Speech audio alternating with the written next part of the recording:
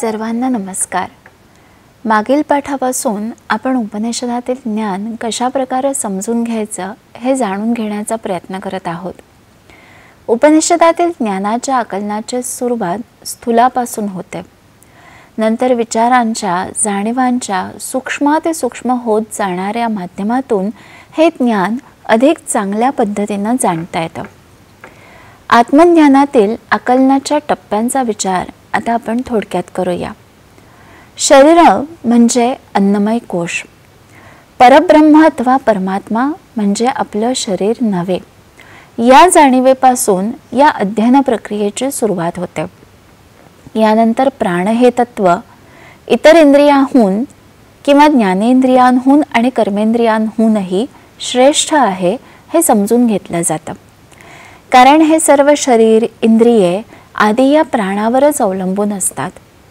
छांदोग्योपनिषदातून आलेली इंद्रिय कलहाची कथा असो अथवा संयुग व रैक्व आणि जानुश्रुती पौत्रायणाची कथा असो, यातून प्राणतत्वाचं महत्त्व अधोरेखित होतं. त्याच उपनिषदात आलेल्या संवर्ग विद्येसारख्या विद्येच्या ज्ञानाने प्राण हा सर्वांचा संवर्ग अर्थात संकलक आहे हे स्पष्ट केलेलं आहे. अध्ययनाची प्रक्रिया सुरू होते.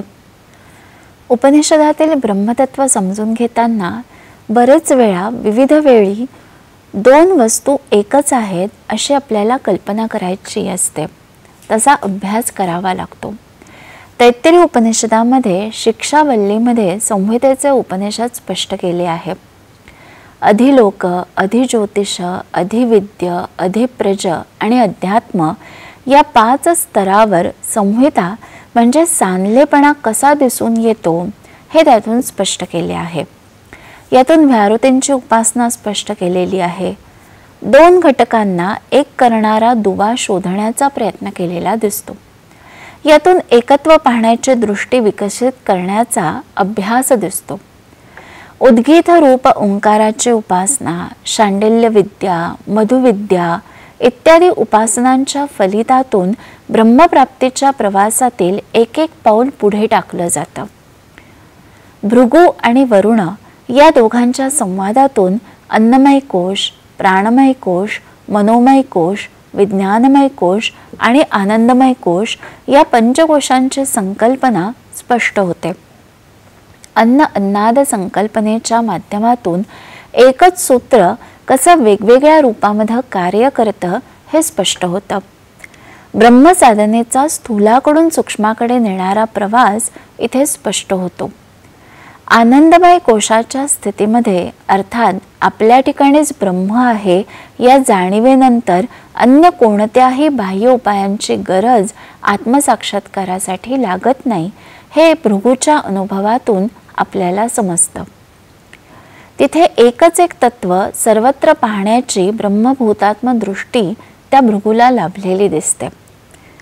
आपल्याला आत्मज्ञान होते हे कसं समजून घ्यायचं किंवा जाणायचं, तर हे आपल्याला स्पष्ट व्हावं म्हणून केनोपनिषदासारख्या उपनिषदातून वीज जशी प्रकाशमान होते आणि क्षणार्धात अंतर्धान पावते, तसं हे ब्रह्म विषयक आकलन आहे. आपल्याला तो क्षण समजून घेण्यासाठी सतर्क राहावं लागतं असं उपनिषद काय सांगतात. उपनिषदातील विषय समजून घेण्याची विविध माध्यमं आहेत. आपण दैनंदिन व्यवहारात जे विषय शिकत असतो त्याहून उपनिषदातून येणारे विषय हे निश्चितच वेगळे आहेत. त्यामुळे त्यातील विषय समजून घेण्याच्या पद्धती पण थोड्याशा वेगळ्या आहेत. या पाठामध्ये आपण याच पद्धतींचा अभ्यास करणार आहोत. व्यवहारामध्ये एखादा विषय समजून घेत असताना आपण काही साधनं, माध्यमं, पद्धती यांचा अवलंब करतो. तसाच उपनिषदांचे अध्ययन करण्यासाठी पण आपल्याला काही ना काही माध्यमं अपेक्षित असतात.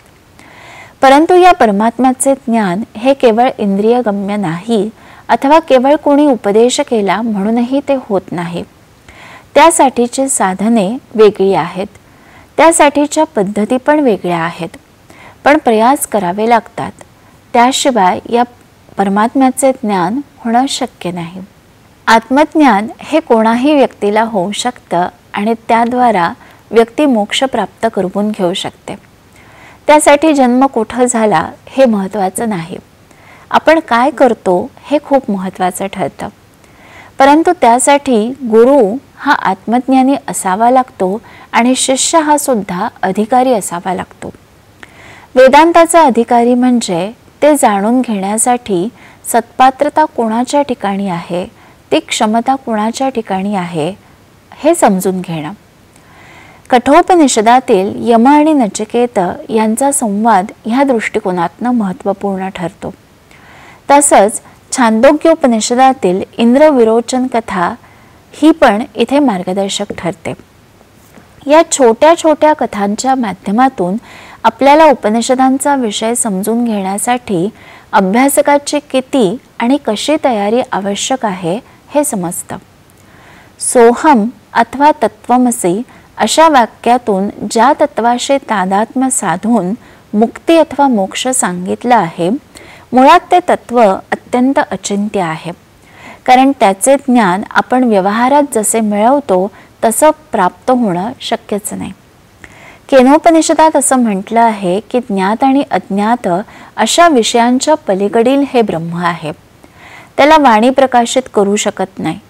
जसं एखादं चित्र हा आपल्या डोळ्यांचा विषय होतो अथवा एखादा खाद्यपदार्थ आपल्या जिव्हेचा विषय होतो, तसे ते ब्रह्म कोणत्याही इंद्रियाचा विषय होऊ शकत नाही. मग या समजून घेण्याचे साधनं काय आहेत असा प्रश्न उपस्थित होतो. स्वाध्याय म्हणजे आजवर आपण आपल्या वेदशाखेशी संबंधित जे जे शिकलो ते सर्व पुन्हा पुन्हा आवृत्त करणं, म्हणजेच त्याचे रिव्हिजन करणं. जे समजलं नाही ते समजून घेणं. तप म्हणजे आपल्या इंद्रियांवर संयम प्रस्थापित करणं. जिद्द, मोक्षासाठीची आत्यंतिक तळमळ, ब्रह्मतत्वाविषयीची जिज्ञासा आणि याबरोबरच अहिंसा, अंतर्बाह्य शुद्धी, ब्रह्मचर्य, अपरिग्रह, संतोष, आसन, प्राणायाम, धारणा, ध्यान आणि समाधी सारख्या अष्टांग योगाचा अभ्यास. शास्त्रविहित कर्म अनासक्त बुद्धीने करण्याचा अभ्यास. सत्यवचन, सदाचरण अशा पद्धतीने आपण त्या ब्रह्माला ते जसे आहे तसे जाणू शकतो आणि मुक्ती पण प्राप्त करू शकतो. यात अभ्यासाला, सदाचरणाला, मनस्संयमनाला. परंतु इतक्याच गोष्टी या ठिकाणी अपेक्षित नाहीत.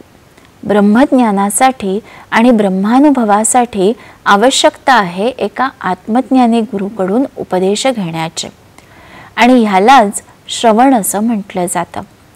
छांदोग्योपनिषदातील आरुणी श्वेतकेतू या पितापुत्रांच्या संवादातून दैनंदिन जीवनातील उदाहरणे देत आरुणी श्वेतकेतूला ब्रह्मतत्वाच्या शास्त्रविहित लक्षणांचं कसं ज्ञान करवून देतो हे श्रवणाचं उत्तम उदाहरण आहे. श्रवणानंतर येतं ते मनन आणि त्यानंतरची स्थिती म्हणजे निदिध्यासन. हे मोठे मोठे शब्द ऐकून मनात आलं असेल की काय आहेत या तीन गोष्टी. चला तर मग जाणून घेऊयात. ब्रह्माचा साक्षात्कार होईपर्यंत या तीन साधनांची आवश्यकता असतेच असते. पण थोडासा बदल म्हणून एक छोटासा प्रश्न. संवर्ग विद्या कोणत्या उपनिषदामध्ये सांगितली आहे? पर्याय 1 ईशावास्योपनिषद, पर्याय 2 बृहदारण्यकोपनिषद, पर्याय 3 तैत्तिरीयोपनिषद आणि पर्याय 4 छांदोग्योपनिषद. बरोबर उत्तर आहे छांदोग्योपनिषद. संयोग व रैक्व या ब्रह्मज्ञात्याने जानुश्रुतेच्या नातवाला ही गोष्ट सांगितली आहे असा उल्लेख येतो. आज आता इथेच थांबूया. पुढील पाठाला याविषयीची अधिक माहिती जाणून घेऊयात. नमस्कार.